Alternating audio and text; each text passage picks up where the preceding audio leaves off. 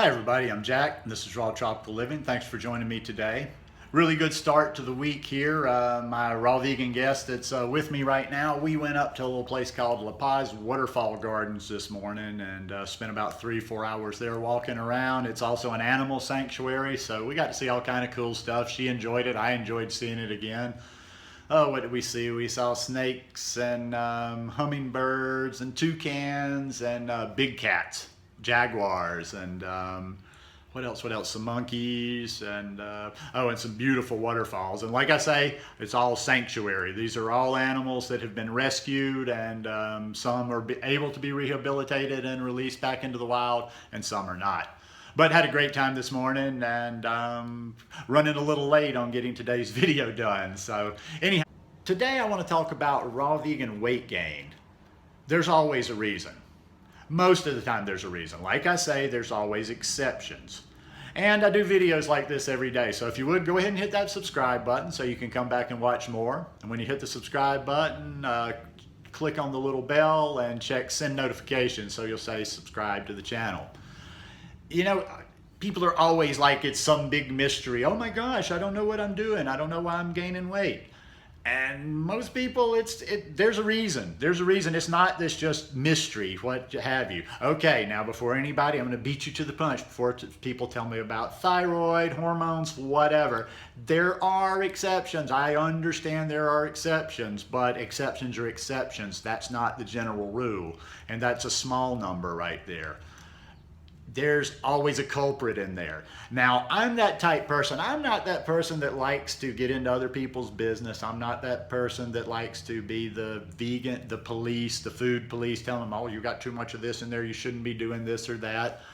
I don't criticize people's way of eating. It's just not, it's just not an interest to me. It's one of those things that people, go back and forth on that stuff. That's not my place to tell people, but I see people all the time talking about, I don't know why I can't lose weight. I'm like, I know why you can't lose weight. I see the culprits in there. And it all goes back to me talking about that food journal all the time. You can't, you need that stuff in black and white. So there's no ifs, ands, and buts in there. So we don't have to have an argument about, well, it's because of this or it's because of that. No, no, no, no. Or using your spotty memory. Well, I think I ate sort of this and maybe I ate that, maybe I ate that. You write that stuff down, you can find the problems. Writing everything down is the biggest problem-solving, troubleshooting tip that I could give you on that. I see people, and I've known people like this, but that I know personally, and I just keep watching, and I'm like, nope, I'm going to keep my mouth shut. And they're consistently talking about why they can't lose weight, or God forbid, why they've even gained weight on the raw vegan diet. Now, this isn't new, groundbreaking stuff that I'm talking about today. I've talked about this myself, and other people have talked about it before. To me, the three biggest culprits in weight gain or sabotaging weight loss: fat, salt, and processed food with different chemicals, different things we don't even know how to pronounce in there. Sometimes I don't know if it's a matter, I don't know if people are fooling themselves or they just don't know how much fat is in what they are eating, because I see people that will routinely post their photos, tell you what they're eating, and every one of those, like for instance, I'm thinking of one a couple of years back. I'm going way back, so it won't be anybody that's in my day-to-day now, whatever. And everything they posted: nuts, avocado, fat. If I guesstimated they had to be 20+% or higher in fat. Some people can do okay on that, but if you're doing 20% fat or higher and you're gaining weight or not losing weight if you want to, well, that might be something to think about. Lower that fat.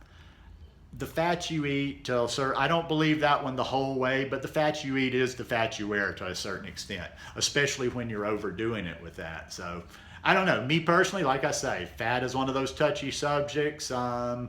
I like to try to keep it between 10 and 15%. I do periods that are a little bit higher, but overall I like to keep in that 10 to 15% range. And I notice even on me, it's not like I gain a lot of weight or get, go up and down. I don't yo-yo or whatever, but even just subtly around the midsection, if I am on a period where I'm eating, more fat or excessively more fat, like if I'm going above 20 for a period of time, I notice just getting a little bit softer. Which brings me to the second culprit, and especially if they're combined, then you have double trouble, and it's the salt. That salt just, and it's not, a lot of that is water weight, but I don't know. Like sometimes if I go to the States and I end up getting more sodium in my meals and I'm eating higher fat, I just have that little bit of a softness, and I'm a little bit of not a pudge, because probably my weight never like varies more than about 4 or 5 pounds unless I'm trying to gain weight and I'm putting on a little solid size. But yeah, I've had a couple of trips where I've been a little bit sloppy while I was in the States, and probably even though it was Himalayan sea salt or Himalayan salt, used the pink Himalayan salt a bit, which I don't generally use down here, just very small amounts, and higher fat. And then at the end of my trip to the States, I'm just a little bit softer, a little bit doughier in the middle. I don't see anything going on muscular down there. And that's where it is. That's where it is. You've always got to be honest with yourself, though. No matter what it is, you have to let it come to light.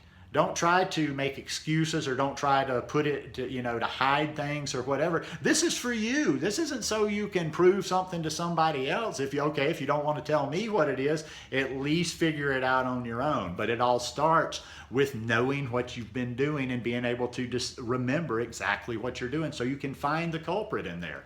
If you're writing down everything you eat, don't you kind of see that it's so easy to go in and identify what is going wrong? And it's a lot easier for you to go to somebody else and ask for their help, because then they're not just trying to give you advice in the dark.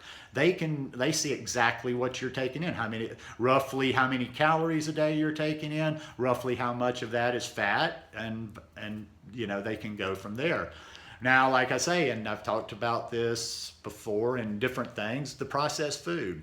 The fat, the salt, and the processed food. Those are 3 things that, well, you don't cut them out. Like you don't cut the fat out. You want healthy fat. But if you get your fat to a reasonable level, you cut out that salt, you cut out the processed foods. And when I say processed, to some extent, everybody has some food that is processed. When I'm talking about processed, I'm talking about the food that is severely processed, that has multiple ingredients, that has those multiple ingredients you can't pronounce, that has the preservatives in there, that has the dyes in there. You know what I mean? And a lot of it you're getting your salt and sodium in there too. Like a lot of times when I'm shopping for my mother, I'm going through the supermarket, going down those center aisles that I don't normally go down. And I just pick things up, random things, even things that look fairly healthy, like soups, and see how much sodium is in there. So a lot of times when you're eating that processed stuff, you're getting so much more sodium than you actually think you're getting. And then if you're using table salt, or even if you're using sea salt, pink Himalayan salt, that stuff adds up and it keeps that weight on you. So just to finish this one off, I would just say, the simpler, fresh, whole, plant-based foods, the better. If you just always stick to that as your base, but be real with yourself, and don't just put blinders on. If you're not losing weight, if you're gaining weight, it's probably something you were doing. It's not some deep reason within your body. Once again, and I have to repeat myself a million times because listening comprehension isn't what it used to be back in the day. There are exceptions. I know personally, I've had friends that have thyroid problems and they eat very well and they still have a problem getting to the weight they want to. So yes, I do acknowledge that there are physical reasons why some people can't lose weight and some people actually gain weight, hormonal, what have you. But most people, no.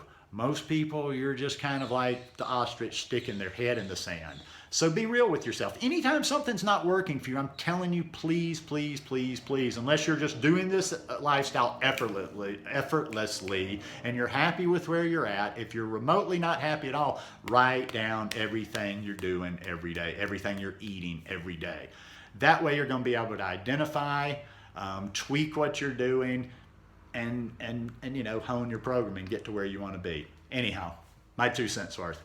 Hope you guys enjoyed this video. If y'all like it, please give me a thumbs up.